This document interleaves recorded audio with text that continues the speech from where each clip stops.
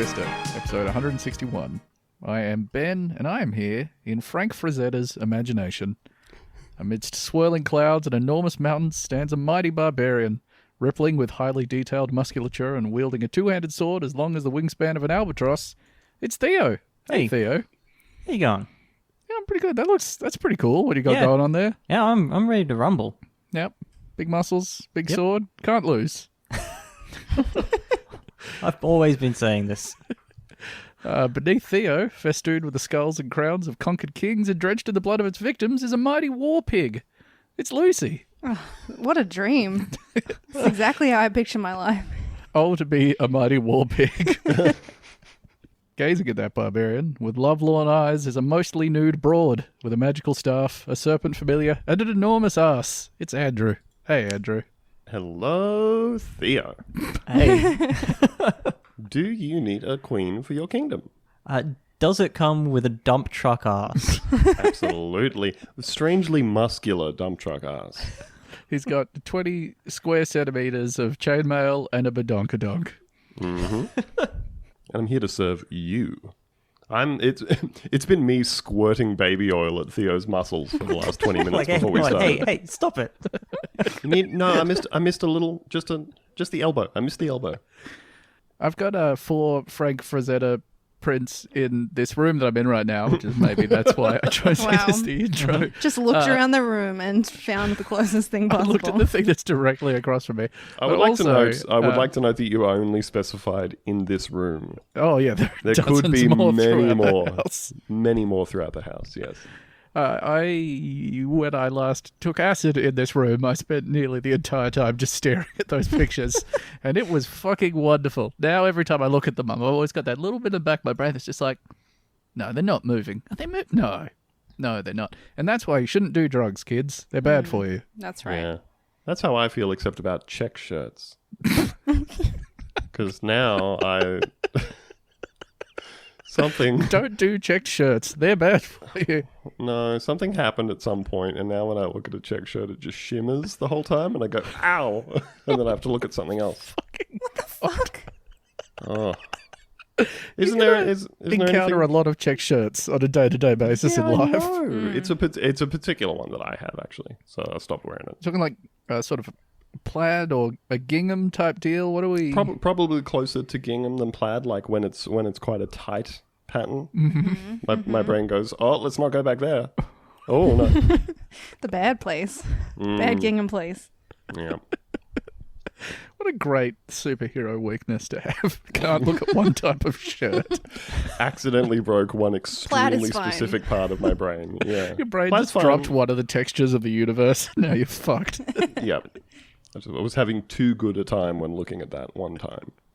And now my brain is like, we cannot go back.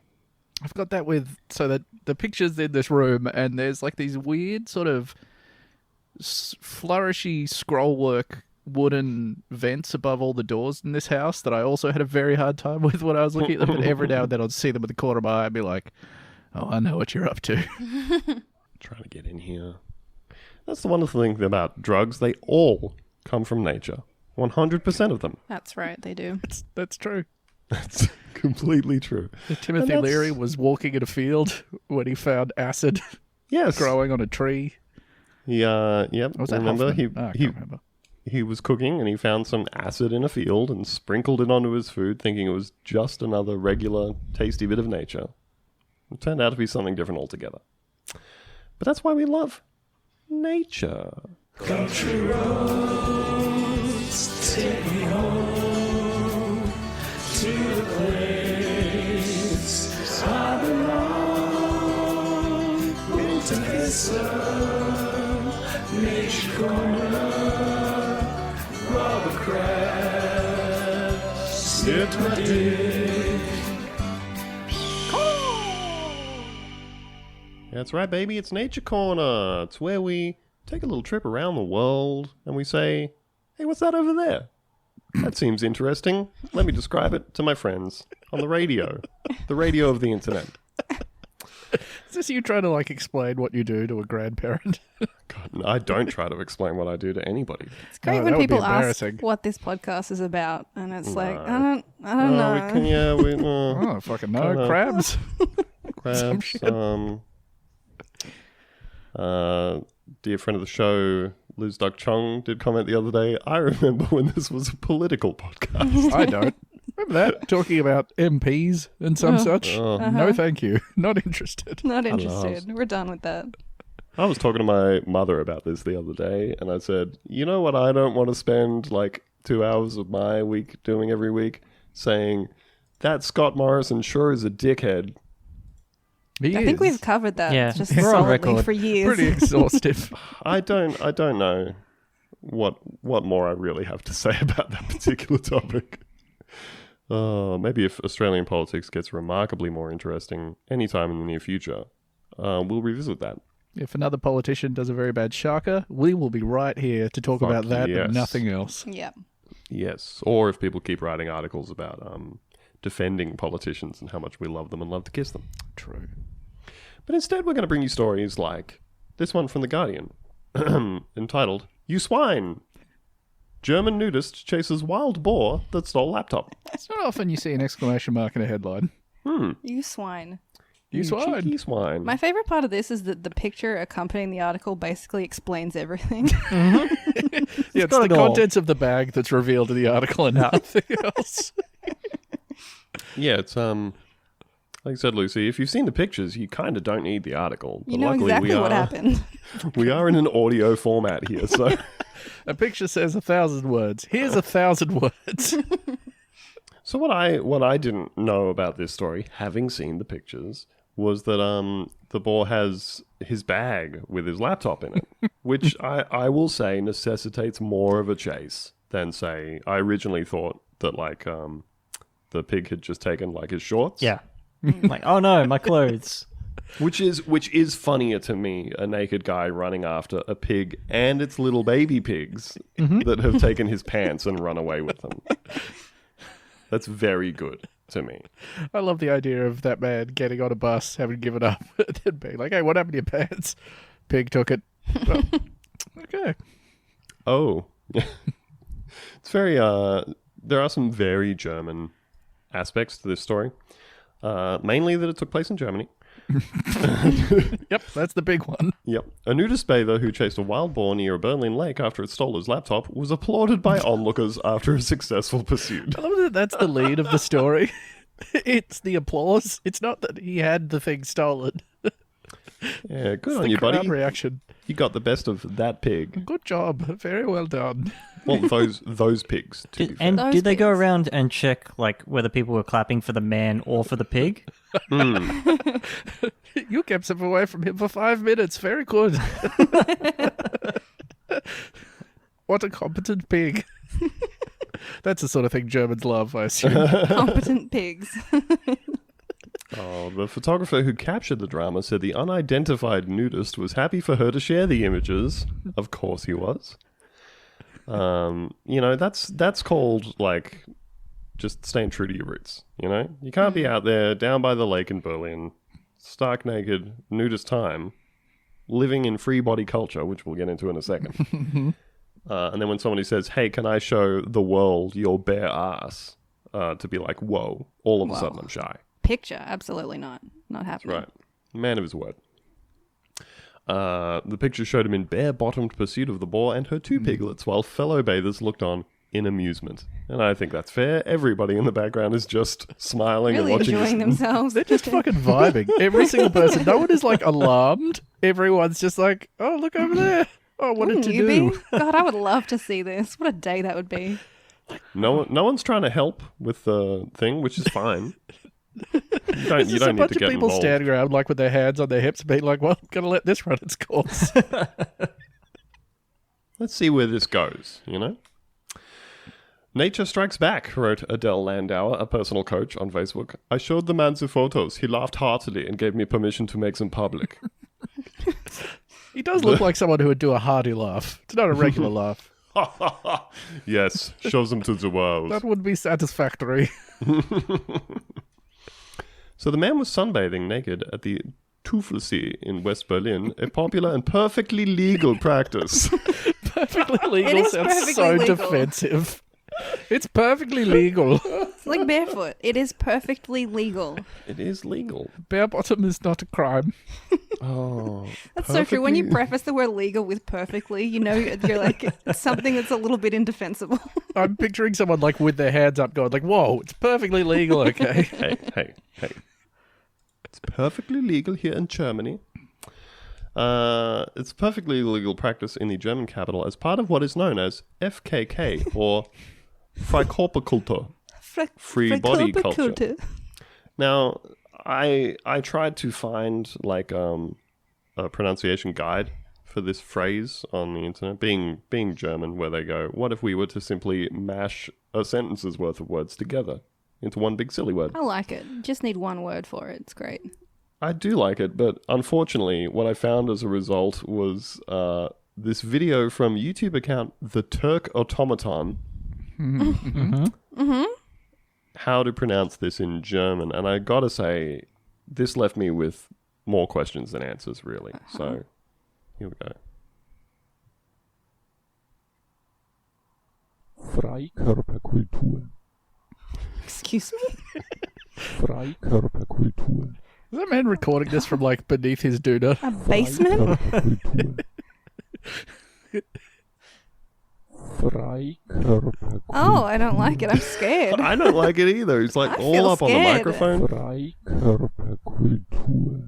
You know the bit in The Sixth Sense where he's listening to that recording and he can hear like the voice in the static? That's what that sounds like. That's what it's saying as well. Freikörperkultur. And they start saying it fast. Freikörperkultur. Oh, Freikörperkultur. Freikörperkultur. this is haunting. Yeah, so basically you gotta, if somebody is asking you about this story, you have to put both of your lips right up to their ear canal and whisper in a very breathy way. It's how you speak German. It's very aggressive language. Freikörperkultur. That's, Right up on that mic. yeah, it's the only way you can say it, you know? Apparently this refers to free body culture. Freikörperkultur. It's nice. Yeah, just letting it all hang out, you know. I noticed that nobody else down by the lake is naked, but they're also not bothered by him, so that's pretty cool. There are naked people in the images. Oh, okay. In the headline image of that article, there is a nude old man with a... He could be wearing Speedos. I think he's full nude. I feel like you can see gooch. Okay. Take your word Pretty for sure. He appears to be having the best time of everyone there. Oh, actually, no, I'm sorry. There's a man, two people to his right, who is doing like a big open mouth smile. He is as delighted as a child getting Christmas presents. it. Very good. The wild boar, sightings of which have become increasingly common, had apparently spotted a pizza being eaten by other bathers. What? It seized a yellow bag containing the man's laptop, probably believing it to contain food. I don't think you can make assumptions about animal motivations. Pigs are very smart. Maybe he knew exactly what he was doing. He wanted a fucking new laptop. Did anyone ask the pig what it thought was in the bag? Oh, she You, probably. Mr. Pig. There was piglets, right? It's probably a lady pig. Probably a Miss Piggy. Oh, wow. Just trying to, Saying you men know. can't be fathers. Maybe not in wild boar society. I don't know. It was chased by the man into the undergrowth. Quote, because the bag contained his laptop, he gave it his all, even though he was in his birthday suit, explained Landauer. The boar's flight was slowed by a cardboard box in its path. Oh. The man clapped his hands and hit the ground with a stick, prompting the boar to drop the laptop. Another witness said, when he returned from the forest, everyone applauded him. Something about when he returned from the forest is so great. He went on a mythical adventure into the forest. Just ran in there naked, came back out with his laptop. And everyone's The cheering. first step of the hero's journey, I'm pretty sure. World's most German cryptid. Oh, man. Nude man with laptop. Oh, this, I like this. Derek Ellert, Berlin's ombudsman for wild animals. Amazing. What a job. Ombudsman for wild animals. This If is you've who got a the animals complaint- complain to, yeah. Oh, right, of course. He's the ombudsman that represents wild animals, not for Yeah. human issues. Yelling with at the pig, and you're like, I'm taking this to fucking ombudsman. Yeah, it's like a consumer goods ombudsman or whatever, you know. If you're a pig and somebody has chased you, snatched a laptop that was rightfully yours, possession being 9/10 of the law. He told media that such incidents had become increasingly common and that foxes had also become regular visitors to Berlin's lakeside resorts. We urge people not to panic in such a case, he said. We have so far had no injuries. The animals are quite used to humans. I agree. I agree. That's beautiful. That is nature. So if you look at the two images that I've put in the document there, the one that is a classic Western art left to right scene telling a story, Oh, it's such as you would beautiful. find on a cave relief. It's like perhaps. a painting. It's really yeah, lovely. it's very Boschian. It tells a story as well because, you know, we're a left to right reading culture, so that's the way our eye scan. So you have the man established, you have the piglets, and then you have the pig, and then the laptop, and then the people laughing at him. It's very It is linear. a large boar too. Yeah. But then the next photo is taken exactly orthogonal to the previous image, like they're fixed video game viewpoints. You can either have the side scroll version or the third person over the shoulder view, where it reveals that the man has perfect Hank Hill ass, He does too. the tiniest little bottom on a That very man has large no man. bottom. It's so small. He's Does all anyone top. else? Does anyone else think that he looks a lot like Slavoj Žižek? Yes. Yes, I do. That was the first thing I thought when I saw this naked man. Oh dear. Beautiful. Everyone is truly enjoying themselves in the background there too. They're all It's having just such really a great joyous. time, right? Big smiles, all laughing, literally no one helping. Oh no, It's just I having a finally worked out what the top picture reminds me of. It's that Simpsons scene, Don't Make Me Run, I'm full of joy. Yes. Yes. Very much. That's beautiful stuff. That is Nature Corner, where, of course, we talk about nature. Ben's inserted a different segment here entitled Plague Corner. That sounds almost as fun. Yeah, weirdly, we don't have like a jaunty little theme minor for Plague key. Corner version. So there's a lot going on in the news at the moment. You'd probably bloody look at current events and you'd say that's enough current events. We don't really need any more. We've kind of got the world covered with this whole COVID-19 thing. There's still climate change is still happening. The rest of that, I don't really want another thing. Well, too fucking bad. There is another thing. Cool. This is a story from the ABC, the Australian one, the original, the OG. Septicemic plague kills US man in his 20s after Chinese man dies of bubonic plague. Now, that's a fun sequence. It's just what we need right now. I love to read it. I'm not particularly accustomed to seeing the word plague pop up in a headline, let alone two plagues in the space of one. Yep. That's too many. This is tragic. This is a very young man dying of an illness. A man in his 20s has died of septicemic plague in the US state of New Mexico. It comes just 24 hours after Chinese authorities reported that a man had died from bubonic plague in Inner Mongolia. The New Mexico Department of Health said the septicemic plague victim's health had worsened after he was hospitalized. It was the second plague case in less than a month in the southwestern state. Oh, God.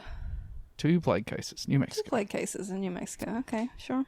The New Mexico Department of Health ordered an environmental investigation of his home to assess any ongoing risk to family members and neighbors. The bubonic plague victim in Inner Mongolia died from multiple organ failure. It was the second death of a plague patient reported this month in the Chinese region. 35 contacts of the man have been sent into quarantine. Sharing some symptoms with bubonic plague, septicemic plague is a bacterial disease that can be transmitted by direct contact with animals or through infected fleas. Animals carrying the disease can include rodents, wildlife, and pets.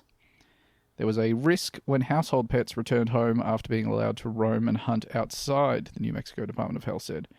According to the U.S. Centers for Disease Control and Prevention, septicemic plague can be treated promptly with antibiotics. Symptoms include the sudden onset of fever, chills, headache, and weakness.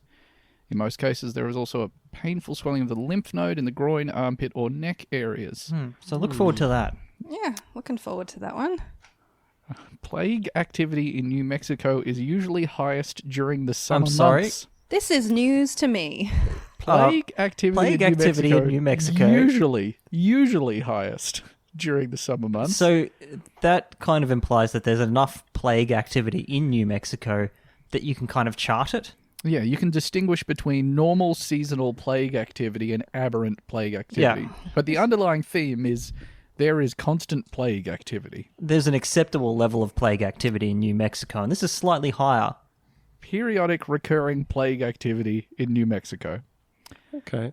So it is especially important now to take precautions to avoid rodents and their fleas, which can expose you to plague. New Mexico Department Now of you Health tell me. Secretary Kathy Kunkel said. Now you tell me. I was just hanging out with all these rats every day.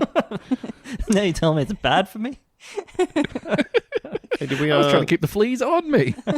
I fucked up. Did we all see the thing about the first dog that tested positive for COVID-19 in the US has died now of Oh, No, I don't like coronavirus? that. God damn. Yeah, so that's It's all good cool. news. All 2020, baby. You know, like, fucking news stories generally try and round out the story, right? What's that? The inverse period structure. You start specific, you go general, and at the bottom, there's something that generally places it in like a larger context, right? The final sentence for this article is, the bubonic plague was known as the Black Death in the Middle Ages, causing the deaths of more than 75 million people and peaking in Europe between is that 1347 what it's from? and 1351. That's a when you fun might have fact. heard of the bubonic plague. Fun little tidbit to it's end out the article. It's right on the tip of my tongue. There was a thing like last year, I think, where there was an academic paper published that finally sort of, what's the word I'm looking for? It found that rats weren't the major cause of the bubonic plague. It was fleas that were carried by the rats.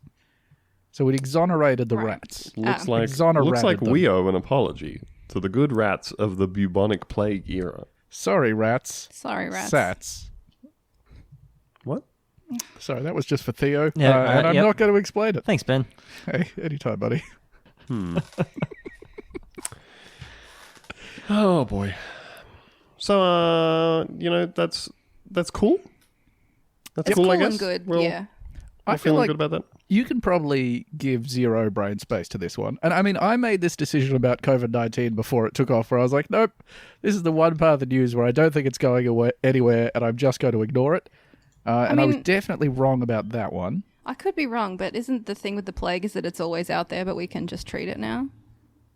Am I I hope so. correct? I think that's it, right? I mean, yeah, they did say just Not to worry. antibiotics, right? Don't worry about the plague. But that guy did die. But anyway, don't even think about the plague. Don't even worry about the plague. Sorry for One bringing this guy. information to your day. Why did we do that? I'm not sure.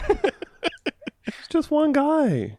How many more Two people guys. could die Well, of four a guys. plague? And then the 35 that are under investigation. Oh no. Let's not. Let's stay away from that and get into something much more sensible.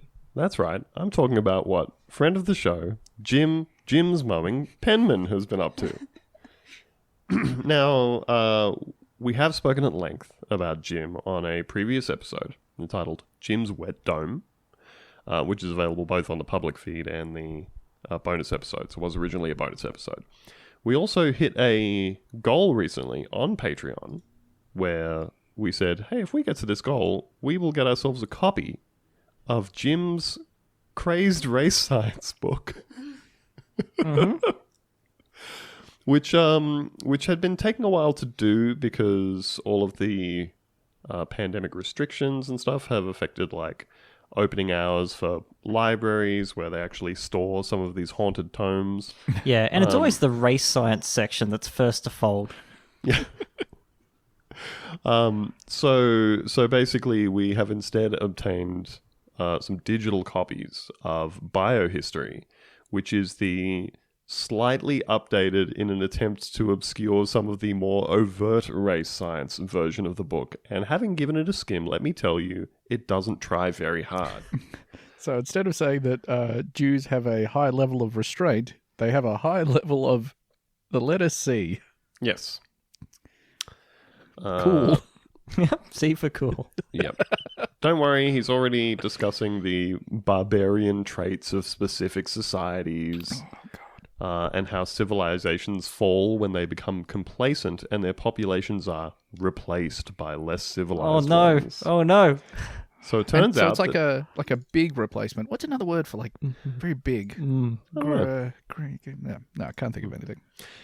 So we are going to dig into that in great detail and then bring you one or possibly more episodes dissecting the inner workings of the mind of the very rich and influential Jim Penman, who owns all of the Jim's franchises around Australia, so that you, like us, can be completely haunted every time you see a trailer with Jim's smiling face on the side of it going past. So sinister. And you can know that that man has a severe case of brain poisoning and would like to trial his, I guess, brain-improving drug on you. So check that episode out and look forward to those other ones coming up. But we do have an update on what he's been up to during the pandemic. This is from the New Daily. Victoria Police have warned that they will crack down hard on Jim's mowing. Finally. This is what every Australian news story sounds like. Victoria Police have warned that they will crack down hard on Jim's Mowing after its founder offered to pay any fines attracted by his franchisees caught breaching Melbourne's Stage 4 COVID restrictions. Jim. It remains...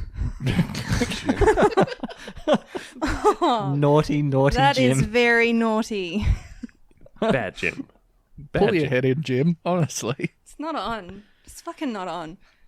It remains business as usual for the lawn mowing and gardening service, despite Victorian Premier Daniel Andrews previously saying, quote, "There will be no cleaners, there will be no mowing your lawns," under the strict shutdown that runs until mid-September. Dictator Dan coming in hard on Jim. In fact, Jim's Mowing founder Jim Penman said business demand was so high that the business was signing up double the number of franchisees as it did this time in 2019. Quote, "We've got so much work and people need jobs," he said. "It's been a terrible crisis for the country and I really feel for the people who have been hurt. But for Jim's group, it's been absolutely amazing." Oh, God. So who's to say whether it's Very- bad or not? Imagine saying a Congratulations, sentence Jim. like that out loud and not being like, I sound like a real piece of shit right now. Might It's walk like, that one back. Who was... Oh, can anybody remember? Was it... No. It wasn't Dick Smith. It was fucking Harvey Norman. It was fucking Harvey Harvey Norman. Norman. Oh, that's Jerry right. Harvey. Yeah, and he was like, "Hey, look, sure some people are dying, but holy fuck, are we selling furniture great like for business." hotcakes?" It was like, everybody wants to buy a big deep freeze for stockpiling, so it's actually pretty good when you think about it. Everybody was like, "Gee, Harvey, it sounds like you're saying that the deaths of a lot of people don't really matter that much because your business is profiting at an all-time high?" And he was like, no, that's not what I meant. The thing that I said, word for word, that's not. Didn't Don't- mean it that way. Yeah, don't take me out of context like that. You have to put it into context. And people are like, "Here's the context." He's like, no. Not that context. Not like that. Please put it in the context where I don't sound bad. So, Victoria Police Commissioner Shane Patton said it was disappointing to hear someone say that they're going to deliberately flaunt the directions. "We'll deal with every incident on a case-by-case basis when we become alerted to it through the police assistance line," he told ABC News Breakfast, the old narc hotline. The snitch phone.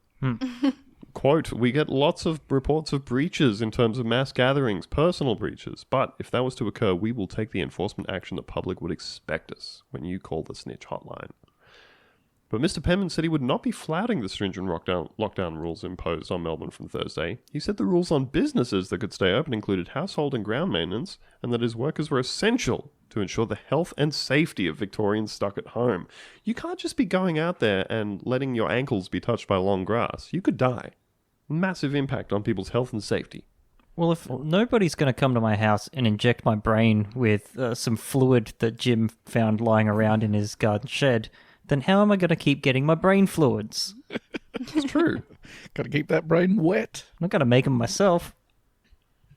Oh, Jim, do you have a nasal spray that I could use? Would perhaps make me smarter, lead to, the survival of my society? Oh, you do? So Mr. Penman says that he was following advice from Victoria's Department of Health and Human Services and slammed Dictator Dan for apparently, quote, saying something which is against the advice of his own department. He continues, "There's nothing really more safe than going out and mowing lawns." He might top 10 have a safest bit of a activities. point here.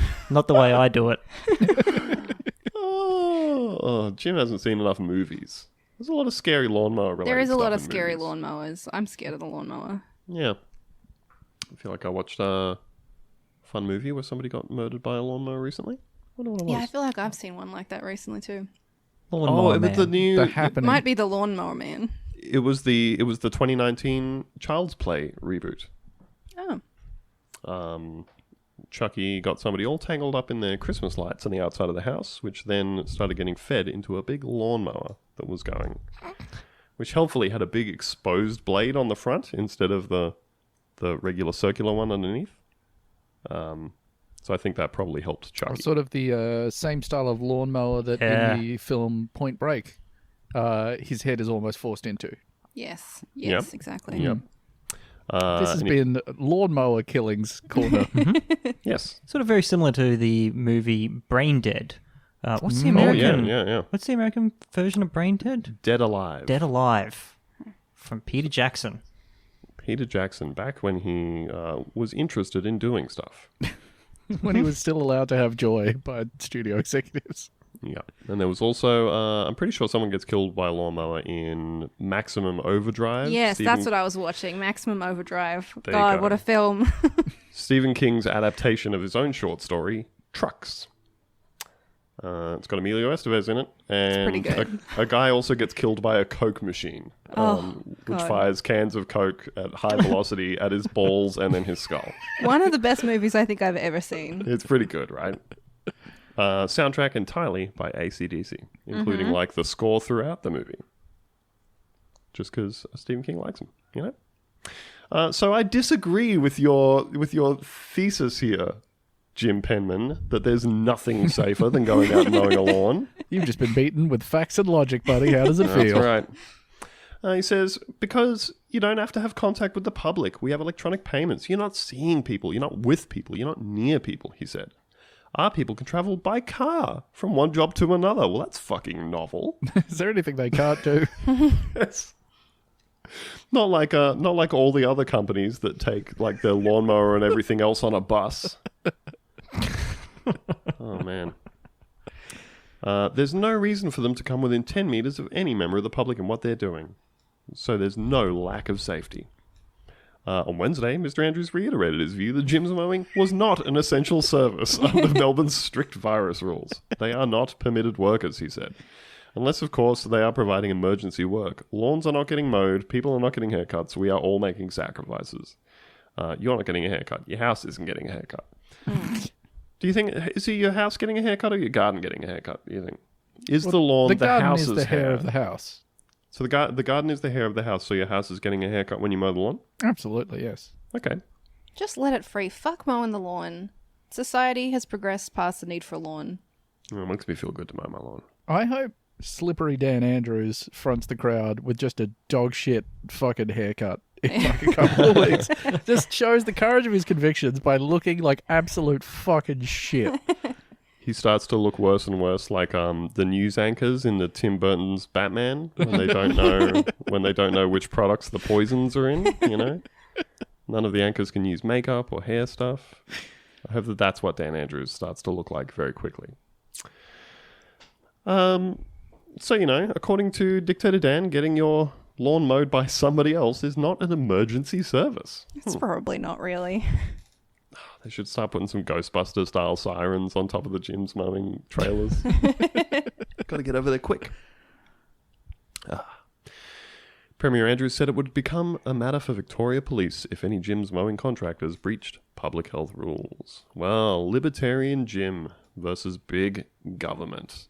I think we all know who's going to win this. This is the battle for Australia's soul. Authoritarianism, represented by Victoria Police. Rugged individualism, represented by eugenicist. That's really what it's all about. And we're going to take a quick break. We'll be right back. Hey, thanks for listening. It's Andrew here. To get access to this full bonus episode along with all of our other bonus episodes every week and to help support the show, head on over to patreon.com/buntavista and sign up for $5 a month. Bye. Yes, that is Jim Penman, a true doctor of the brain. As far as I know. I think we're gonna get into exactly what Jim is and isn't qualified to talk about when we delve a lot further into biohistory, because he's clearly employed the services of like universities, research labs, professors and stuff, and it really seems from looking at the book that they all had, I would say, a fairly limited scope as to what they were getting involved in. But I think the main thing was that Jim was funding some of it. As long as Jim is funding the research, he can 1000% find people to get on board and say, yes, Jim, we will help you develop your limitless style IQ-raising nasal spray. Tony Paleone, a senior lecturer in behavioral neuroscience, says, I think basically Jim has a lot of ideas, and I, as a scientist, help to funnel those ideas into testable hypotheses. I'm something of a fuddle. I'm sort of a Something of a funnel funneler man. myself. Funnel and funnel-related services. Jim Penman has a lot of money, and as a researcher for hire, it is my job to funnel that money. And I say, gimme. Yes. I have a PhD and a thing for online poker. But Jim Penman is not the only shady, unqualified doctor around Right, here. here we go. If you find that you are having a little relationship trouble, just pick up your telephone and dial it on the double. You call 1-800-317-5155. Now you're paging Dr. Lucy.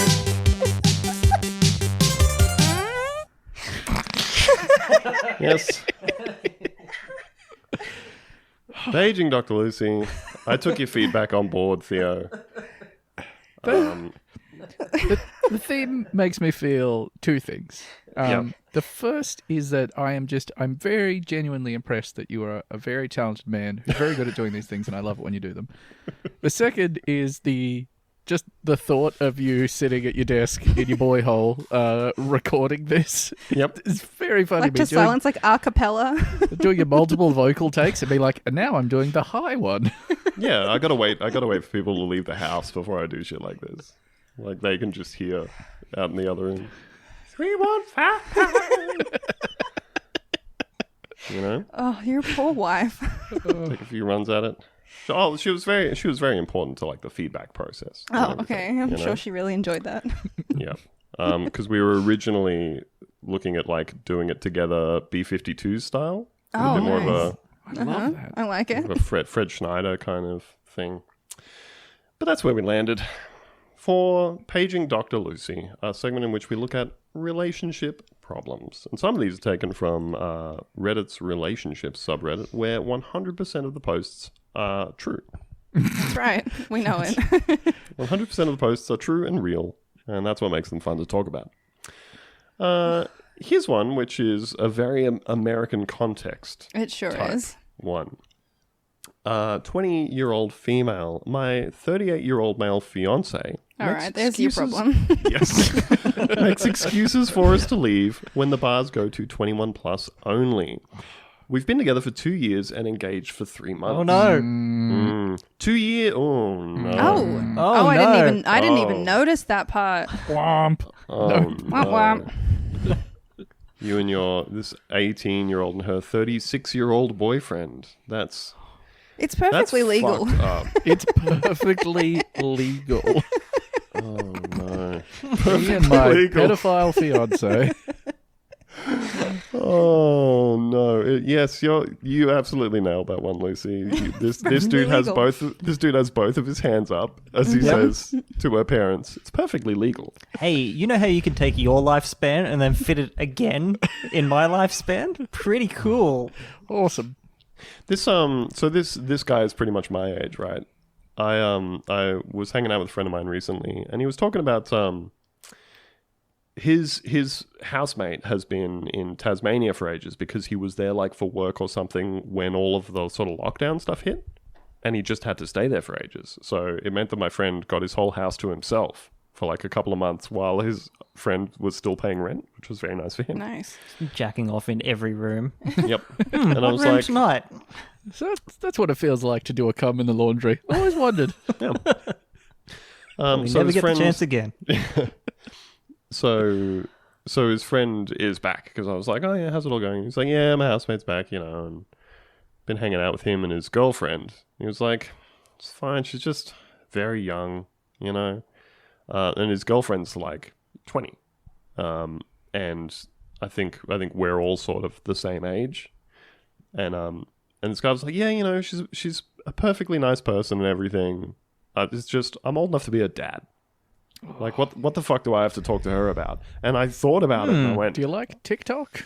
and I was, and I was like, oh no, I also am old enough to be this girl's dad. And in this context, this person who is 36 when they started dating and 38 now, which really has some grooming connotations, I think we can probably all agree.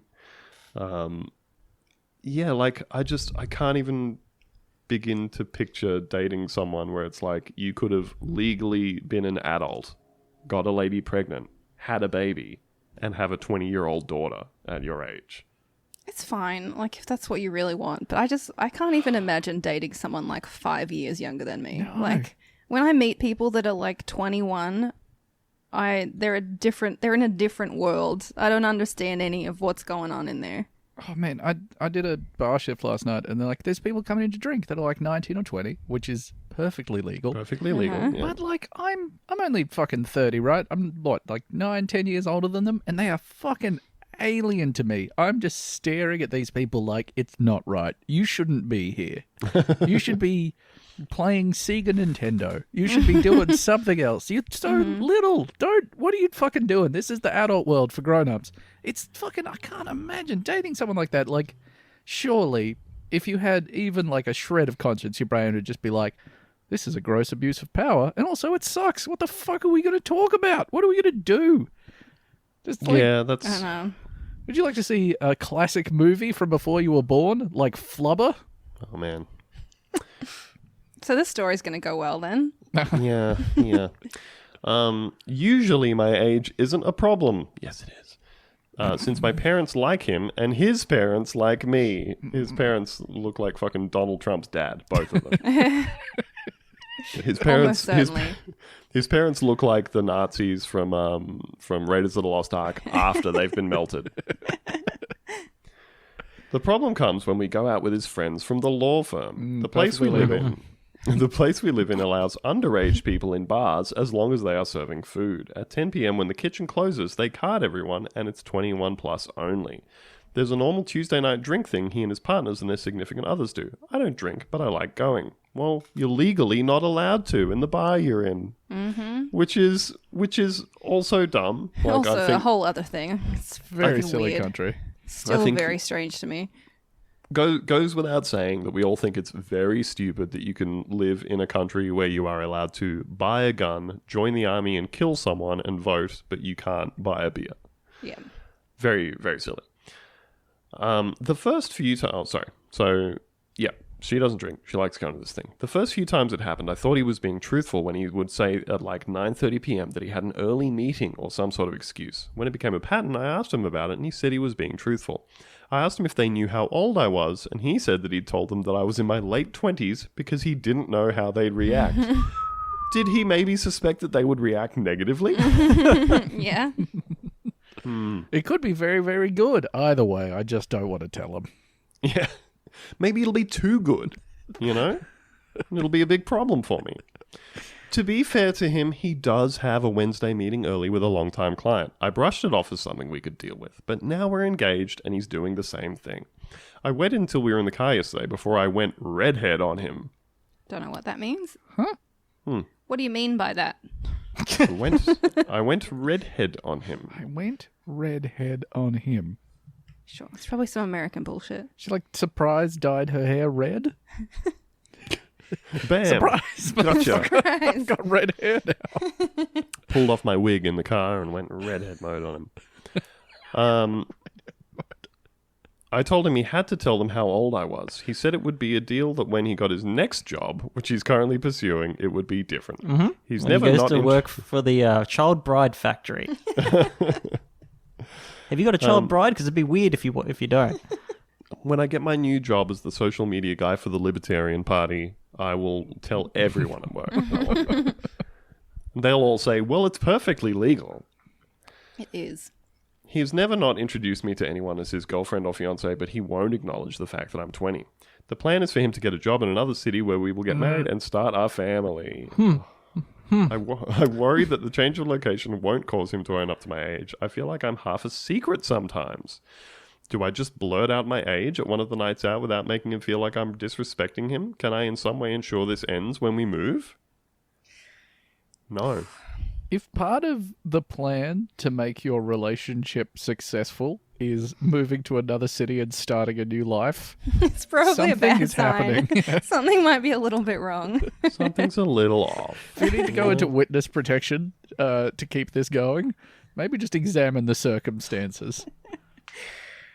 The only thing I can take away from this is that the guy is basically trying to buy enough time that he can move somewhere new, and then they can start going out there, and she'll be over 21 by that point, And you and won't they even won't have to leave say anymore. how old she is, yeah. Yeah. So, which, pretty solid. Yeah, that's a solid idea. God, great. Good for you guys. It's perfectly legal. Enjoy your lives together. Yep. And then he'll have Perfectly legal. a nice 65-year-old wife to change his nappies when he's 85. That's right. No, wait, it's older than that, isn't it? Yep. Oh, jeez. When he's 90 something. So, what do you think she should do, Lucy? How does she get him What's to your advice? acknowledge her age? Listen, I definitely dated men that were older than me when I was younger and didn't Can realize we that ask- it was kind of weird. Can we ask what the maximum gap was? I think at one point it was like 10 years. It was like I was 21 and he was 31. And at the time, of course, I just thought I was like so mature. So mature for your age. So Were you? interesting. And so no, I was a fucking piece of shit idiot. And now I realize that maybe that's not ideal. And I'm sure it works for some people depending on the context. But I feel like in this one, if you're hiding your girlfriend's age from your law firm partners Consistently. consistently, it might be something a little bit wrong there. Maybe you should just break up.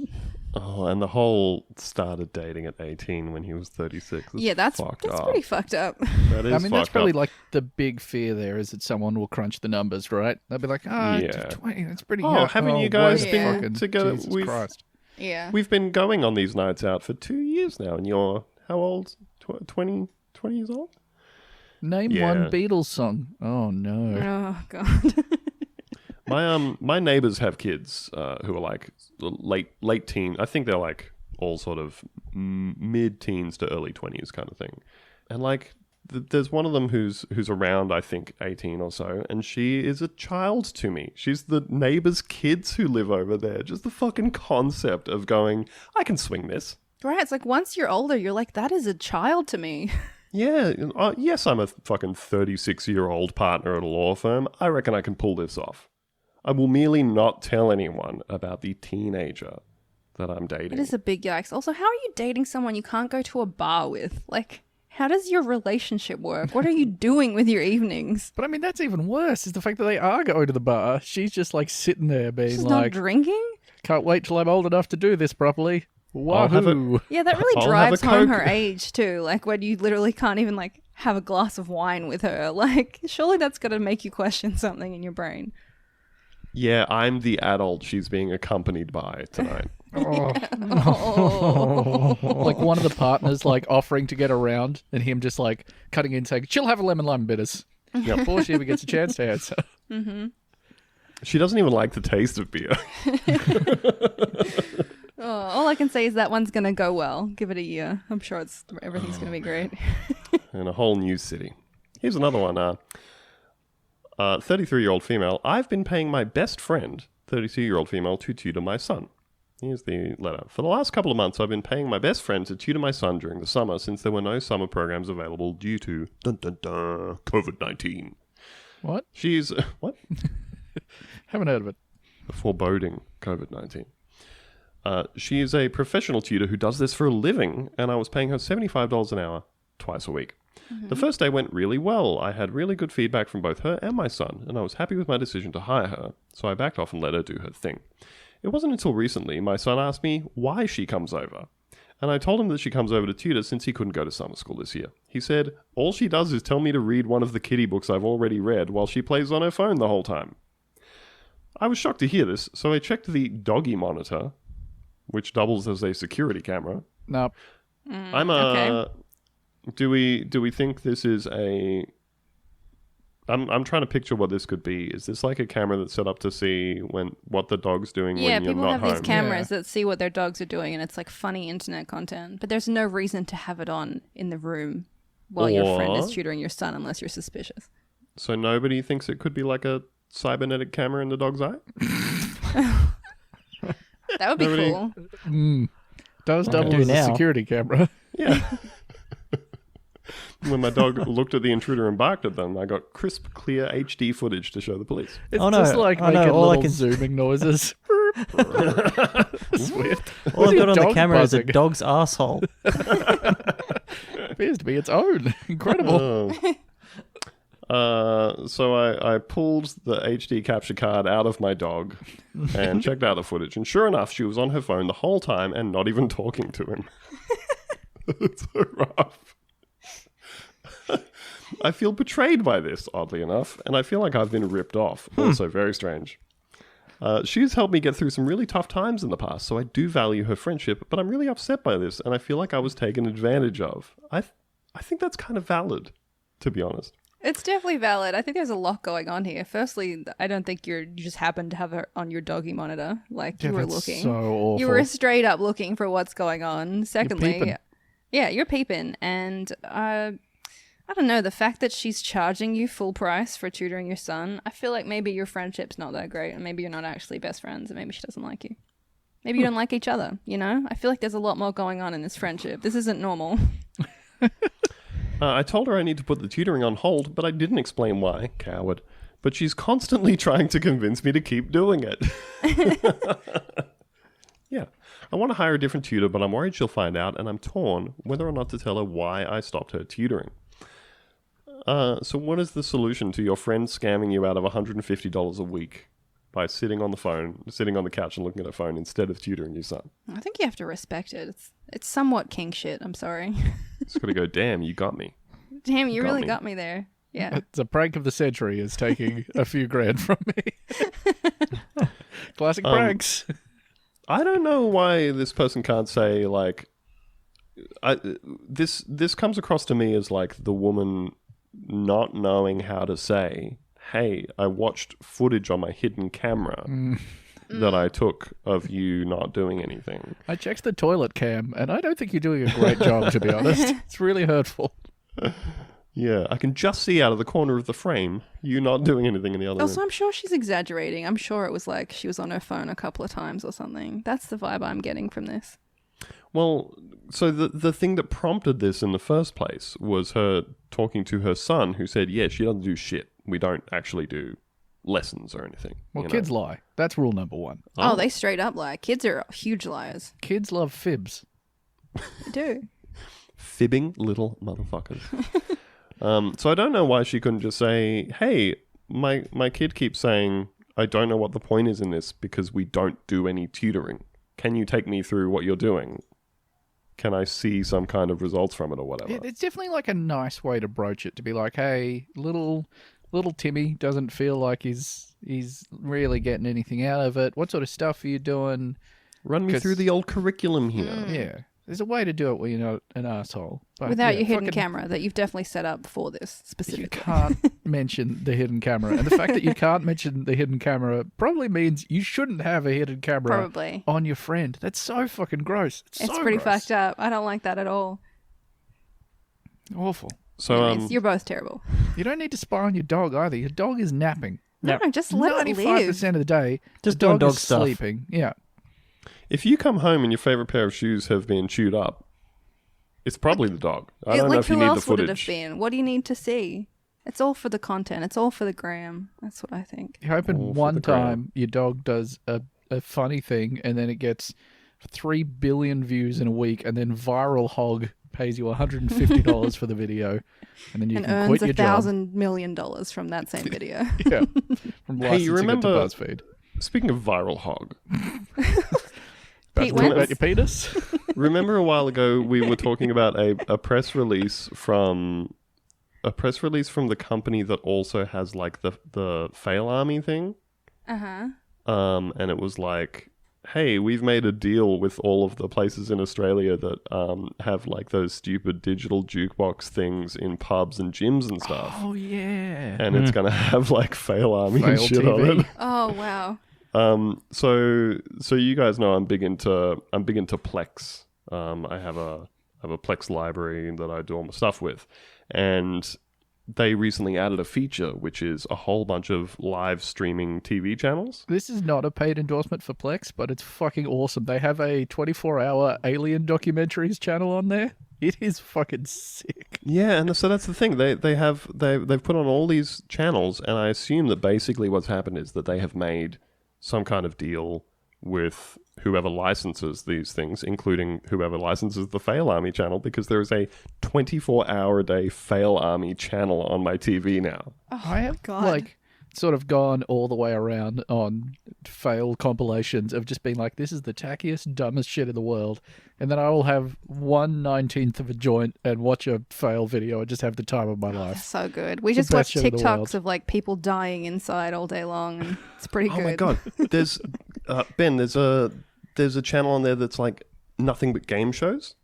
Oh, yeah, that's the good So, shit. so this is the thing. Like me and Elna were watching a bunch of this stuff, and she was like, "I feel like this has given me this whole perspective into like the American watching cable experience."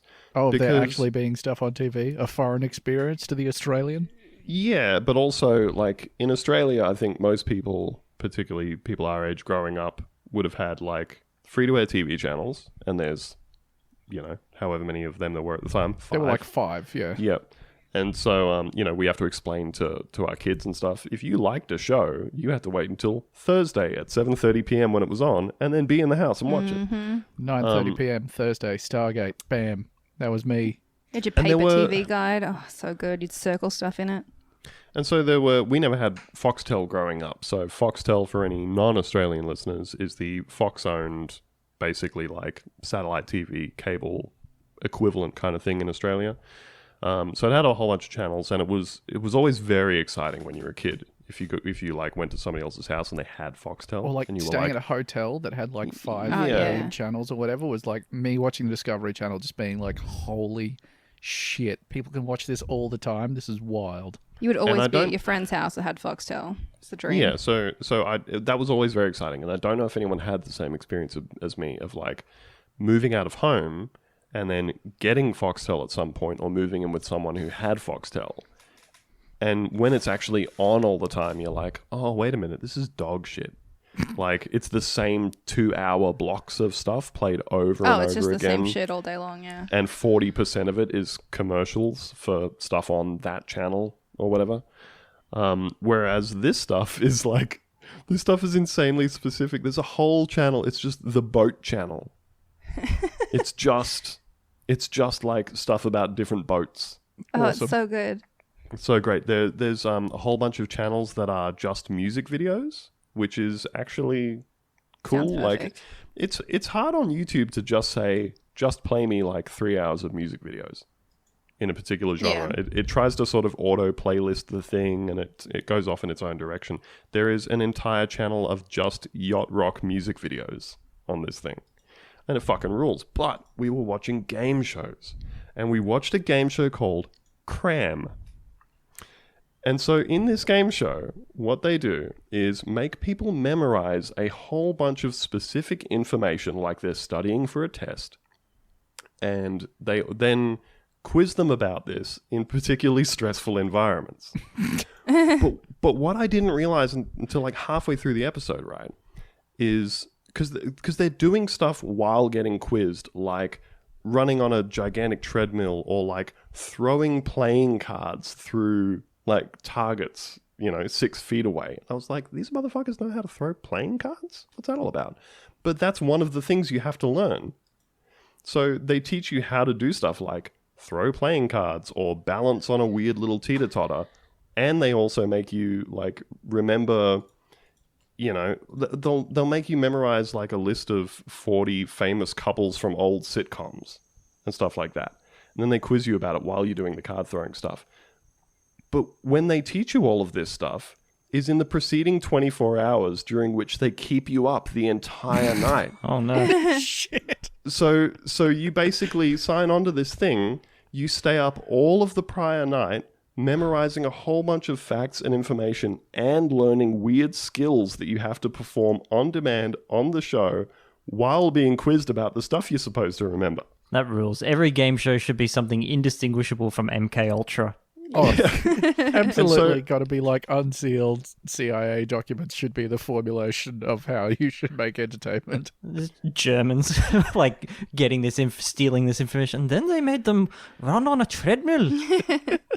And then the final segment of this thing, right? After you've done all of this really stressful thing, They kill you with a gun. you've been awake all night. No. They get these two really big, comfy beds. And both of the contestants lie down in a big, comfy bed with an eye mask on, and they dim the lights. And then a lady sits there in between them with a book and reads a bunch of information out, but like in a really soothing voice. She just sits there going, "The blue whale is capable of retaining oxygen for up to 2 weeks." And they do this for like 5 minutes in like this dim room with, you know, lying in a really comfy bed. And then at the end of that time, they turn on all the lights and blast like air raid sirens Oh my god. and make you come over and do something stressful while they ask you to remember all the stuff that this lady just gently whispered to you while you possibly fell asleep. This is psychotic. Sounds great. Mm-hmm. It Sounds so amazing. healthy. I can't wait to watch that. It was so good. Check out Cram. I would Please also check love out to just Cram. watch someone get waterboarded, you know? That's entertainment to me. That's waterboarding. Oh. Newest game show. That is just a little taste of waterboarding. I recommend it highly. Now, before we run out of time, we're going to have to get in one more new segment. And Ben's given me something here that I have not listened to at all. Fantastic. It is a Great. stinger for this new segment.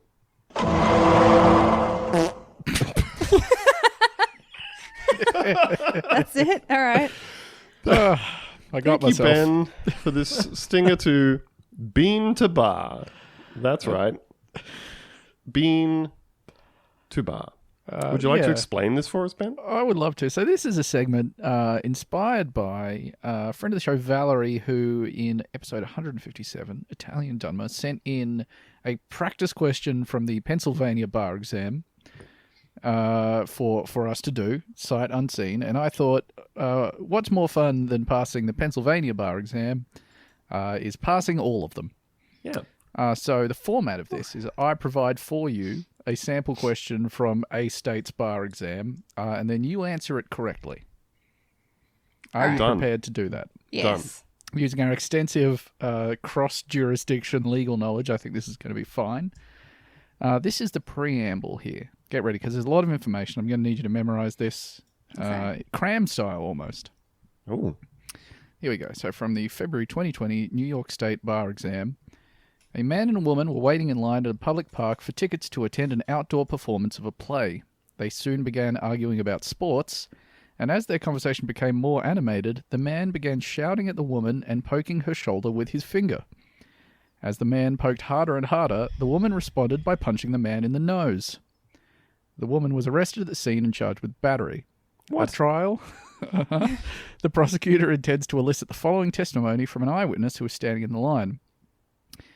Before the man arrived, I saw the woman talking to a friend. The friend said to the woman, "You and I have waited so long for these tickets. If anyone annoys us today, they will not be seeing this play. They'll be going to the hospital." Oh, boy. The woman nodded her head and gave the friend a thumbs-up signal.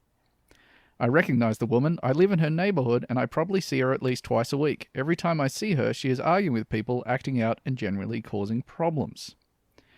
Now, assuming that the eyewitness is permitted to testify for the prosecution, defense counsel plans to 1. Cross-examine the eyewitness about her 5-year-old conviction for shoplifting.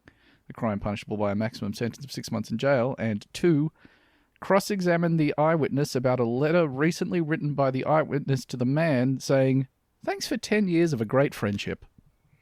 Uh-huh.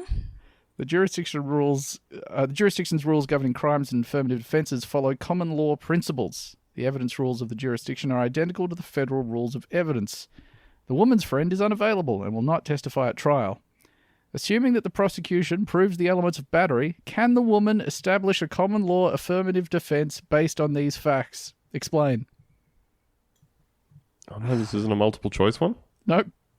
I mean, I think she definitely has some self-defense defense, unfortunately, based on the fact that he physically provoked her first, and I don't feel like the cross-examination issues about the letter about friendship and stuff will come into play. What a Surely. lovely letter to write to someone. Yeah, just gonna write you a I would letter. love to receive that letter. Just thanks for 10 years of a great friendship. I won't even click yes on the Facebook things. They're like, hey, would you like to auto post 10 years of friendship with literally your best friend? I'm just looking, I'm like immediately looking for the X button to move it off. Like, absolutely not. No, that would be embarrassing. I'm not going to I gush hope she about has this. a good lawyer, but I think she probably has some kind of defense in that scenario. But anyone else? I think that he assaulted her before this even began. That's what I Right. So she has a self-defense claim. Thea? I don't understand the question. And I'm not sure whether me making a response to this will also put me in legal danger. It might. Okay. It will. I'm getting the sense that these bar questions have a lot of like irrelevant information that Yeah. are not really important to what the actual defense would be. I think you are meant to weed that sort of shit out. There's a lot in here. There's a lot going on. So we're going to say the woman can establish a common law affirmative defense based on these facts? Yes. All right, let's read the answer here. At common law, the defense of self-defense will act as justification for what would otherwise be an offense if the defendant reasonably believes force is necessary to protect herself from physical harm by the victim.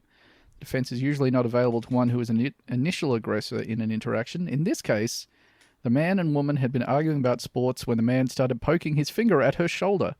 Although the parties were previously exchanging words, this was the first use of force in the interaction, so the woman probably wouldn't be considered the initial aggressor. Yeah, he started it. He started it. He The did woman start may it. have reasonably believed that some force was necessary to prevent the man from continuing to poke her, quote, harder and harder, although it's unclear if a punch in the face was necessary. That said, it may be reasonable non-deadly force depending on how hard the man was poking her. It also will matter whether or not the woman actually sincerely believed such force was necessary, though the facts do not indicate her motives. She also Facts don't likely, care about her feelings, I think we could say. I think that's what they're trying to say. Yeah. She also likely has no duty to retreat under the common law, as noted above. Thus, the woman has a potentially meritorious defense of self-defense, assuming the punch was reasonable force to prevent herself from being continually poked by the man. Congratulations, you just passed the bar exam in a second state. I'm going to be like Frank Abagnale from Catch Me If You Can, you know? Just going around passing the bar exam for shits and giggles. Wait, did he actually pass? I thought the whole thing was that he was just faking all those credentials. No, at the end of I think at the end of the movie, because he pretends to be a doctor. He winds up like running an emergency room. He passes himself off as an airline pilot to hitch rides on lots of planes. Never seen And- it. Sounds good. And he becomes it's the ultimate scams rock movie. Scams rock. Jesus fucking Christ. The official Scams Rock podcast. Yeah. But at the end of the movie, because Tom Hanks's character, an FBI agent, has been pursuing him for years, and says, you know, I got to know, how did you pass the bar exam in whatever southern state it was? And he says, I just studied for it. Oh. And he just went and passed it. Yeah, well, you guys are clearly smarter than him because you just guessed. We're Congratulations. all lawyers now. And I think you just keep doing that. And also, Bunch of guesses in a row. don't you have a law degree, Lucy? I have almost a law master's that I just never finished because I didn't really want to. So it's just a bunch of useful information that I will never use, apart from for this, so I really appreciate it. Well, great. That's why this is going to be a recurring theme. Yeah. I don't know what else you guys studied, but I will not be catering to that. This is what kills me about Frank Abagnale, is he became one of the most notorious imposters, claiming to have assumed no fewer than 8 identities, including an airline pilot, a physician, a U.S. Bureau of Prisons agent, and a lawyer, and escaped from police custody twice, one from a taxiing airliner and once from a U.S. federal penitentiary, all before turning 22. Oh, God, I've done nothing with my life. Yeah, listen, we've all achieved things. He was like passing himself off as a pilot when he was like 17. I could not pass myself off as a adult in society at 17, let alone as a competent pilot. So good. Anyway, this has been the recommendation for the Steven Spielberg film, Catch Me If You Can. Sure. Catch it if you can. Today, yeah. Aha. Thanks, Ben. Pipped at the post. Well, I think that's it for us. Thanks for coming along on this wonderful journey that we call podcasting. I'm still trying to explain what it is that's happening. It's like a radio show. Yep. But it's on the internet. It gets downloaded to your device, whatever it may be. You are possibly listening to it in a browser window, which we don't endorse. No, God, Wild no. thing to be doing. You don't have to do this. You should be listening to this on a bus or in a car, or maybe going for a walk.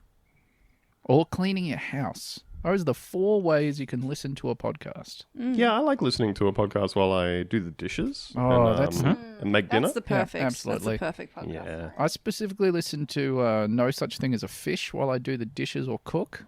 That just sounds crazy. Great podcast for that one. Wonderful. Well, so yeah, that's our recommendation for ways to listen to the show, which is finishing right now. So maybe just rewind it back to the start, take yourself into the kitchen, start go getting the for a coffee walk. ready, do some dishes, take a walk and then do the dishes, Whatever it is that suits you. Anyway, that's all for us, and we will see you later. Bye-bye. Bye.